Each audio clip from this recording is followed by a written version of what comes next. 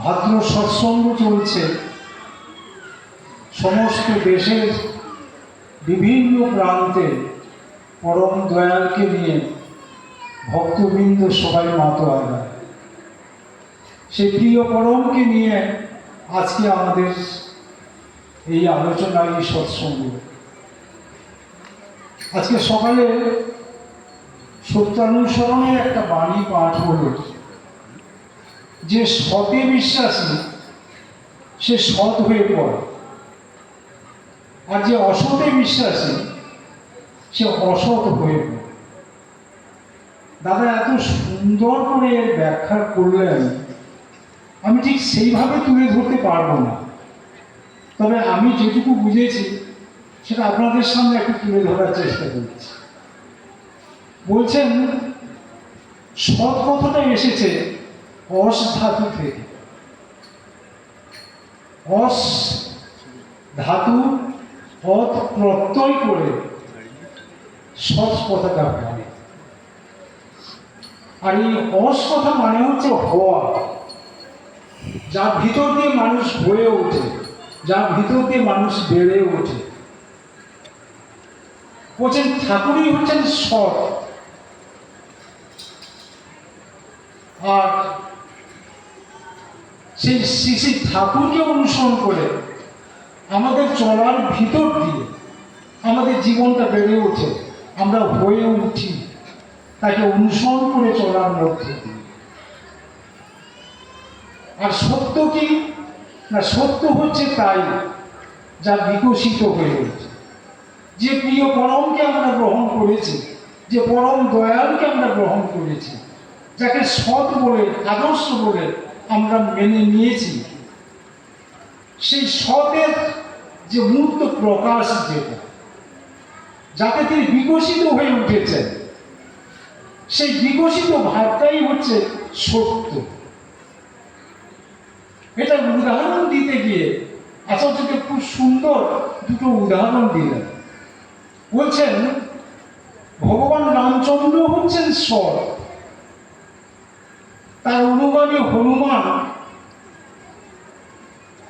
সে ভগবান রামচন্দ্রকে অনুসরণ করে চলছে। তার আগে পর্যন্ত যতদিন রামচন্দ্রের সে দর্শন পায়নি, হনুমান যে কে সে নিজে আত্মবিস্মৃত, সে জানত না তার শক্তি কতটুকু, তার ক্ষমতা কতটুকু, সে কি করতে পারে এটা তার জানা ছিল না। ভগবান রামচন্দ্রের সংস্পর্শে এসে তার জীবনের বিকাশ ঘটল, তার আত্ম উপলব্ধি হল যে তার ক্ষমতা কতটুকু। ভগবান রামচন্দ্র তাকে দিয়ে কি না করালেন, শেষ পর্যন্ত লঙ্কা দগ্ধও করালেন। তাহলে এই যে করার ক্ষমতাটা একটা মানুষের জীবনে, সেটা তখনই সম্ভব হয় যখন সেই ইষ্টকে অনুসরণ করে চলে, তখন তার মধ্যে হওয়াটা প্রাপ্তি ঘটে। আবার এর ফলে সে জীবনে আচার্যকে বলছেন যে সেই হচ্ছে প্রকৃত সাধু। হনুমানকে তিনি সাধু বলে বলছেন। বলছে সাধু কেন না, সাধু কথাটা অর্থ আছে যে সুষ্ঠুভাবে সুন্দরভাবে প্রত্যেকটি কাজ সুনিপুণভাবে নিষ্পন্ন করে, সেই হচ্ছে সাধু। তাহলে যে সুষ্ঠুভাবে নিষ্পন্ন করে সেই যদি সাধু হয়, তাহলে ভগবান রামচন্দ্রের সমস্ত নির্দেশ সে সুষ্ঠুভাবে পালন করেছে, সে কার্য সমাধান করতে পেরেছে, তাই সে সাধু। সেই প্রসঙ্গে উদাহরণ দিতে গিয়ে আচার্যদেব বলছেন যে ঠাকুরের কাছে এসেছিলেন মধ্যপাড়ি হেমকবি। যেখানে এসে গেছে সবাই তাকে তাড়িয়েছে, কিন্তু তাকে আশ্রয় দেয়নি। অথচ ঠাকুরের কাছে যখন সে এলো, ঠাকুর তাকে তাড়িয়ে দেয়নি, বরং বুকে জড়িয়ে ধরেছে।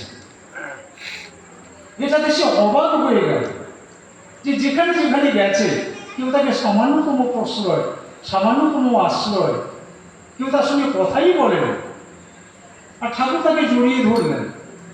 শুধু তাই নয়, তাকে এমন প্রশ্রয় দিলেন যে আশ্রমে মদ এনে তাকে খাওয়ানোর ব্যবস্থা হলো। ওটা পাবনা শহরে ছড়িয়ে পড়লো যে ঠাকুর অনুকূলচন্দ্রের আশ্রমে এখন মদ যায়, চতুর্দিকে রিরি শব্দ। ঠাকুর সেদিকে কোনো পরোয়াই করেননি। তাই ঠাকুর বলেছিলেন যে একটা মানুষের জন্য যদি সাম্রাজ্য বিকিয়ে দিতে হয় তাকে আমি রাজি আছি, কিন্তু একটা মানুষকে আমি হারাতে পারি না। মানুষই হচ্ছে তার কাছে সম্পদ, যার ফলে যে মানুষটাকে দিনের পর দিন মদ খাওয়ালেন সেই মানুষ একদিন তার সামনে মদের বোতল পদ্মায় ছুঁড়ে ফেলে দিল। সে তখন ঠাকুরকে বলছে, ঠাকুর আমি ভেবেছিলাম আপনি খুব সহজ মানুষ, আমি ভেবেছিলাম আপনি খুব সরল প্রকৃতির মানুষ, কিন্তু দেখছি ঠাকুর আপনি বড় জটিল। তার কারণ হচ্ছে আপনার জটিল বুদ্ধির কাছে আমার এই যে মদ্যপান, আমার জীবনের যে দুষ্কর্ম, আপনি যে কোন কৌশলে সারিয়ে দিলেন আমি সেটা বুঝতে পারলাম না। আমি তো সামান্যতম আপনাকে কোনোদিন পরোয়া করিনি, আপনার সামনে বসে মদ খেয়েছি। পরম দয়াল তিনি প্রতিটা মুহূর্ত প্রতিটি মানুষকে তার স্নেহ, তার ভালোবাসা, তার কৌশল সমস্ত কিছু দিয়ে তিনি মানুষকে এমনি করে তৈরি করে দেন। আমরা প্রত্যেকে যারা আমরা প্রিয় পরমকে গ্রহণ করে আজকে চলছি, আমরা যাই বলি না কেন, হয়তো আমাদের জীবনে অনেক ভ্রান্তি আছে, আমরা অনেক কিছু ভুল করে ফেলছি, তবুও আমরা সেই প্রিয় পরমকে মেনে চলি, তাকে ভালোবাসি। তাকে ভালোবাসার একটা ধরন আমাদের মধ্যে আছে। প্রিয় পরমের কাছে একজন সন্ন্যাসী এসেছিলেন নবদ্বীপ ধাম থেকে, স্বামী চিন্ময়ানন্দ মহারাজ। তিনি দেওঘর এসেছিলেন, শুনেছেন ঠাকুরের কথা, আসবেন করে এসেছেন রাত 10টার পরে। এসে গেটের কাছে যখন এসে পৌঁছান তখন গেট বন্ধ হয়ে গেছে। গেটের কাছে তিনি ছিলেন, তিনি বলছেন যে আজকে আর গেট খোলা যাবে না, ঠাকুর এখন বিশ্রাম করবে। সে বারে বারে কাকুতি মিনতি করেছে, দেখুন আমি একটু দর্শন করতে চাই। তার আরেকটা নাম ছিল গৌর মহারাজ, নবদ্বীপ ধামের শ্রেষ্ঠ একজন মহারাজ, তিনি সেখানে বিশেষ পরিচিত। তা কোনো প্রকারে তাকে ছাড়ছে না, বলছে না আজকে আর হবে না, কালকে সকালে আপনি আসেন, আজকে কোনো প্রকারে গেট খোলা যাবে। তখন সে সন্ন্যাসী বলছে যে আমার মাথায় একটা কৌশল খেলে গেল, আমি একটা দুর্বুদ্ধির আশ্রয় নিলাম। আমি তাকে বলছি যে দেখো ঠিক আছে আমি যাব না, তুমি শুধু তোমার ঠাকুরকে একটা কথা বলো যে লাবায়ক এসেছে। একটা নতুন শব্দ, বাংলায় এই শব্দটা আমরা সাধারণত শুনতে পাই না, বাংলায় নাই, বাংলা ডিকশনারিতে এই শব্দের ব্যবহার নেই।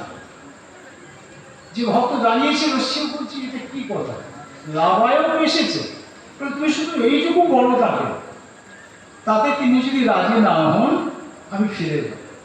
তরুণ সন্ন্যাসী, অপূর্ব সুন্দর দেখতে, জটা দুটো রয়েছে, গেরুয়া বসন, তার সেই কথাটা নিয়ে ছুটতে ছুটতে এসে সেই শব্দটা সে আউড়ে আউড়ে আসতে, যদিও ভুলে যায়, এসে ঠাকুর বসে আছেন, তখন ঠাকুর ভোগ হয়ে গেছে, ফতুয়াটা পড়ে আছেন ঠাকুর, তার সামনে এসে ঠাকুরের কাছে নিবেদন করল, একজন সন্ন্যাসী এসেছে, বলছে লাবায়ক এসেছে।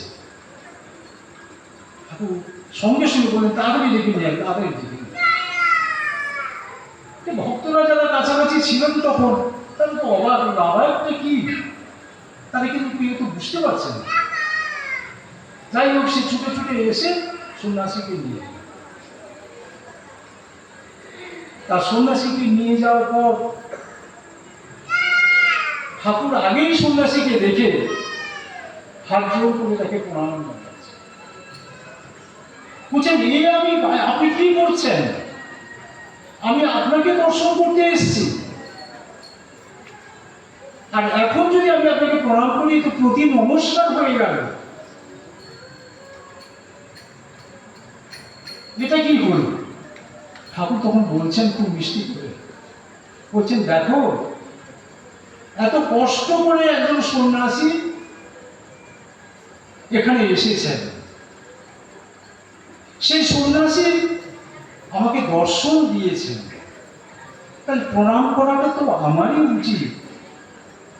সন্ন্যাসী বলছে আমি হতবাক হয়ে গেল, কারণ আমি নবীন সন্ন্যাসী, আমার মধ্যে অহংকার প্রচুর, বহু মানুষ আমাদের দেখে, তাই ভিতরে একটা অহংকার পুঞ্জীভূত